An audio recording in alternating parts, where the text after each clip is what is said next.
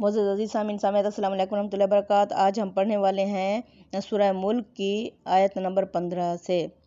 हुवल्लज़ी, वो तो वो ज़ात है, जअल लकुमुल अर्ज़, जिसने बना दिया तुम्हारे लिए ज़मीन को, ज़लूलन यानी बिछा देना, नरम कर देना। फमशू, पस चलो, फी मनाकिबिहा, इसकी छाती पर, वकुलू, और खाओ, मिर रिज़्क़िही, उसके दिए हुए रिज़्क़ में से, व इलैहि नुशूर, और उसी की तरफ ही लौट कर जी उठना है, पलट कर जाना है। अब क्या है? हुवल्लज़ी, वो तो वो ज़ात है, यानी पहले क्या था? आसमान का जिक्र था। अब आसमान के बाद अल्लाह ज़मीन की तरफ आते हैं। हर चीज़ के जोड़े हैं, पहले आसमान, अब उसके जोड़े की बारी आ गई है ज़मीन। अल्लाह फरमाते हैं वो तो वो ज़ात है जिसने तुम्हारे लिए ज़मीन को नरम कर दिया, बिछा दिया। ठीक है, आप ज़मीन को जिस तरह हल चलाते हैं फसल तैयार करने के लिए, तो अल्लाह फरमाते हैं ऐसे ही मैंने ज़मीन को नरम कर दिया, बिछा दिया, तुम्हारी माँ बना दी, माँ की गोद की तरह बना दिया। अब क्या है, अल्लाह ताला जिस तरह रहम में बच्चे का एहतमाम करता है, तो जो रहम में उसकी तकरार होता है, वो उसको भी अल्लाह नरम कर देता है, बिस्तर बना के बिछा देता है, ताकि बच्चा पुरसकून 9 माह वहाँ गुजारे। तो इसी तरह अल्लाह फरमाते हैं जो तुम्हारी ज़िंदगी है, तुम्हारी ज़िंदगी के लिए ये जो तुम्हारी ज़मीन है, इसको मैंने यानी कि नरम कर दिया, बिछा दिया।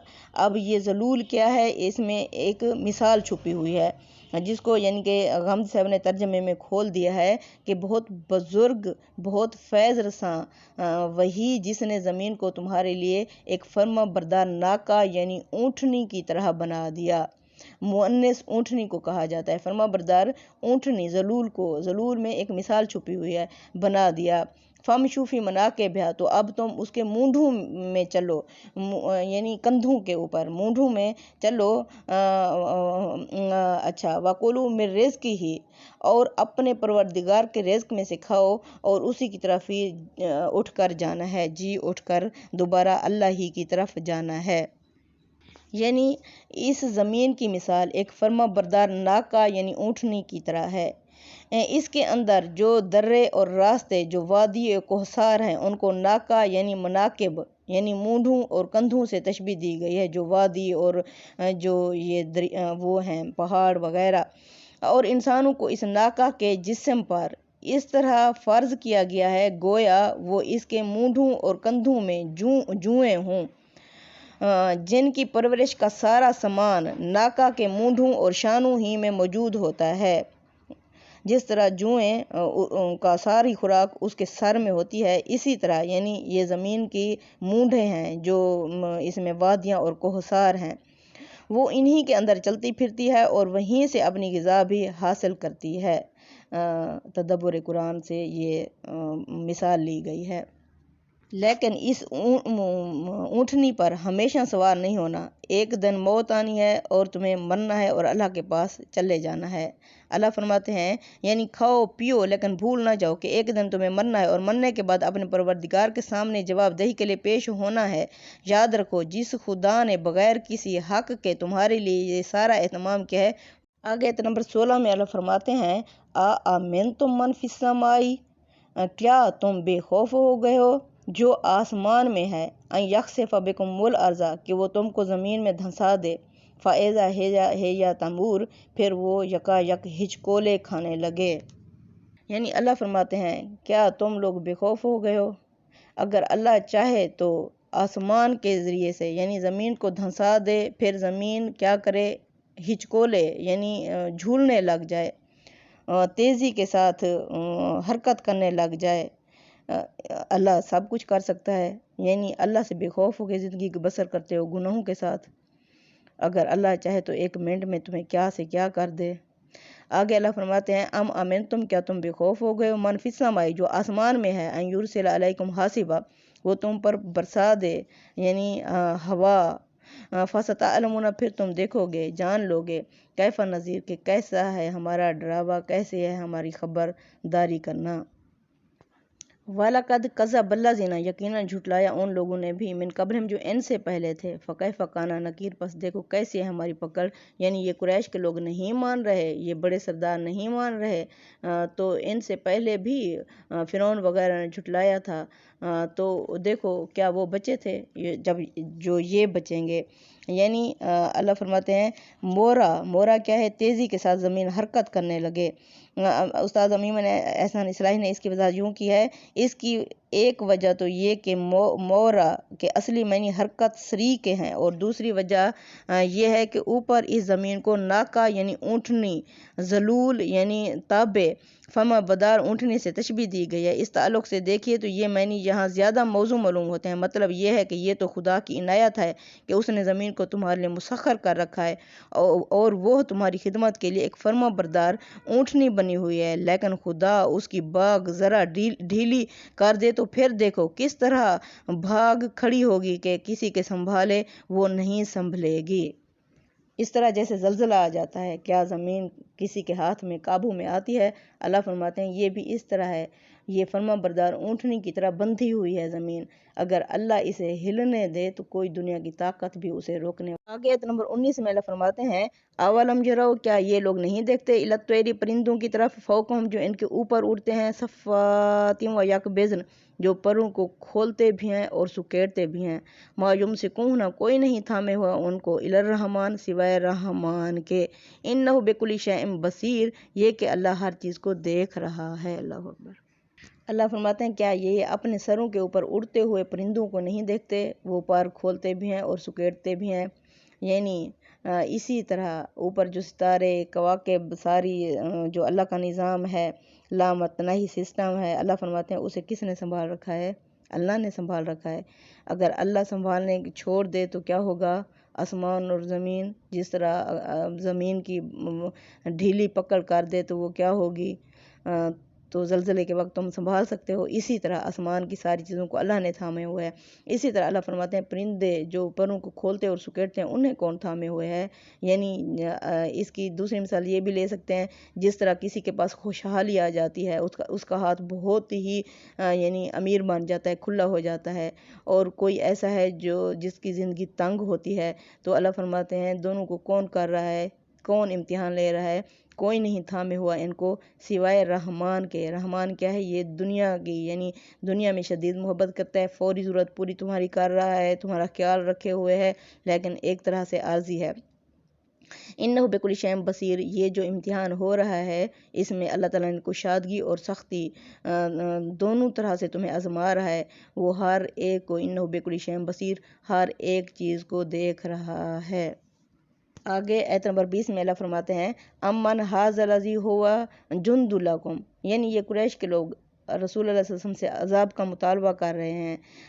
امن ھذا الذی، یعنی یہ قریش عذاب کا مطالبہ کرتے ہیں تو کون ہے وہ؟ ہوا جند لکم، جو لشکر بنے تمہارا، ینصرکم، پھر مدد کرے تمہاری، من دون الرحمن، رحمان کے سوا.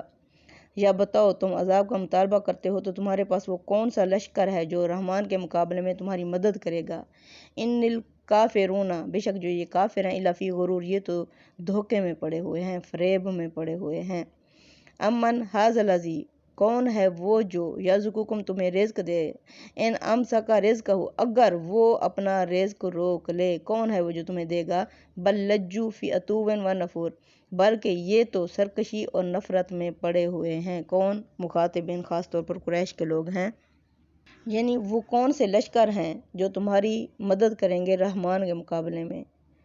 تمہارے لشکر کوئی بھی نہیں ہے، رحمان کے مقابلے میں تمہاری کوئی بھی مدد نہیں کر سکتے. دوسری بات یہ کہ اگر اللہ کے دیے ہوئے رزق سے تم پنپ رہے ہو، اترا رہے ہو، اگر وہ اپنا رزق روک لے تو کون ہے جو تمہیں رزق دے؟ یعنی بارش، سارا دار و مدار کس سے ہے؟ بارش سے ہے. اگر اللہ بارش روک لے تو کون ہے وہ جو بارش کو برسا سکے؟ اللہ فرماتے ہیں یہ تو سرکشی اور نفرت میں پڑے ہوئے ہیں. سرکشی کیا ہوتی ہے؟ جو اللہ کے حدود کو توڑنے والے، یعنی کہ یہ تو اللہ کی حدوں کو توڑنے والے اور نفرت میں پڑے ہوئے ہیں. کیا ہے کہ یہ سرداری ایک غریب کو، یعنی یہ نبوت ایک غریب کو کیوں ملی ہے؟ ہم سرداروں میں سے ہم کو کیوں نہیں چنا گیا؟ اب آگے اللہ فرماتے ہیں افمن یمشی مکبن، کیا وہ شخص جو چل رہا ہو اوندھا، علی وجہہ، چہرے کے بال، آہدہ وہ ٹھیک چل رہا ہے، امن یمشی دوسرا وہ ہے جو چل رہا ہو سویجن سیدھا علی صراط مستقیم اور وہ ہو بھی سیدھے راستے پر، دونوں میں سے کون ٹھیک جا رہا ہے؟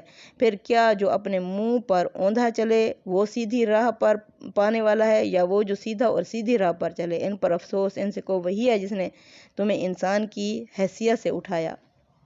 اب کیا ہے، ایک انسان اوندھا یعنی کہ غلط طریقے پہ چل رہا ہے، زمین کو چمٹا ہوا ہے، زمین کے جو عارضی دنیا ہے اس کے مفاد کو دیکھ رہا ہے، اسی کا ہی کتا بنا ہوا ہے، یعنی اس طرح زمین سے چمٹا ہوا ہے۔ دوسرا وہ ہے جو اللہ کی ہدایت دے رہا ہے اور خود بھی مستقیم سیدھے راستے پر ہے اور اپنے آپ کو قائم کیے ہوئے ہے اور بلندیوں کی طرف جا رہا ہے، سیدھا ہے اور سیدھے راستے پر ہے۔ اللہ فرماتے ہیں دونوں میں سے کون ٹھیک جا رہا ہے؟